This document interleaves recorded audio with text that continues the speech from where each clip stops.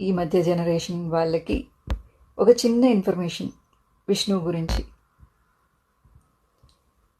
విష్ణువుకి 5 ఆయుధాలు ఉన్నాయి. అందులో ముఖ్యంగా సుదర్శన చక్రం. సుదర్శన చక్రానికి యాగం కూడా ఉంది. కొంతమంది సుదర్శన చక్రానికి సంబంధించిన మంత్రాలు చదివి విజయాన్ని కూడా పొందుతూ ఉంటారు. స్వామివారి ఆయుధానికి అంత పవర్ ఉంది.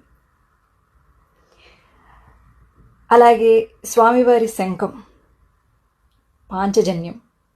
ఈ పాంచజన్యం గురించి భగవద్గీతలో ఎక్కువగా వినొచ్చు. అలాగే స్వామివారి గద కౌమోదకి. అలాగే స్వామివారి కత్తి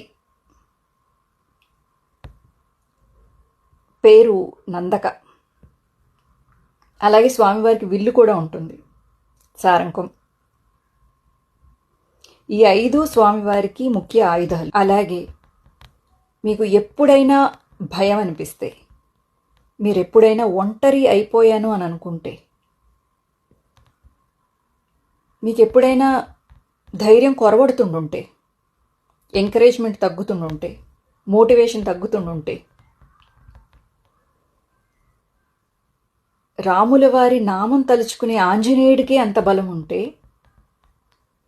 ఇంకా రాముడు ఎంత బలవంతుడు. సో మీ అందరికీ విష్ణుతత్వం ఇంకా ఇంకా తెలియాలి అని అంటే భగవద్గీత చదవండి. భగవద్గీతలో ఒక విషయం మీతో షేర్ చేసుకోవాలి.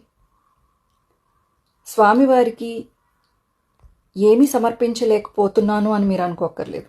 కొంచెం నీళ్లు, లేదా ఒక ఫలం, లేదా ఒక పత్రం, ప్రేమతో ఒక తులసి పత్రంతో ఆయన ప్రేమను పొందేసింది రుక్మిణీదేవి.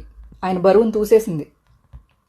ఒక రాజ్యంలో ఉన్నంత బంగారం కూడా తూయలేదు, ఒక్క తులసి దళంతో తూచేసింది. సో మీరు ఏమి సమర్పించినా ఆ స్వామికి ప్రేమగా, ఆ స్వామి మీ ముందు ఉంటారు, మీ పనంతా చేసి పెడతారు, మీకు ధైర్యాన్ని ఇస్తారు. కృష్ణుడు ఒక్కడు అర్జునుడు పాండవుల సైడ్ ఉండి వాళ్ళని ఎలా గెలిపించాడో, ఆ విష్ణు ఒక్కడు చాలు మీరు గెలవడానికి జీవితంలో. నేను చెప్పాననే దానికన్నా నేను చెప్పిన మాటల్ని మీరు అంగీకరిస్తారు అని అనుకుంటున్నాను. జై శ్రీకృష్ణ, హరే కృష్ణ, జై శ్రీరామ్.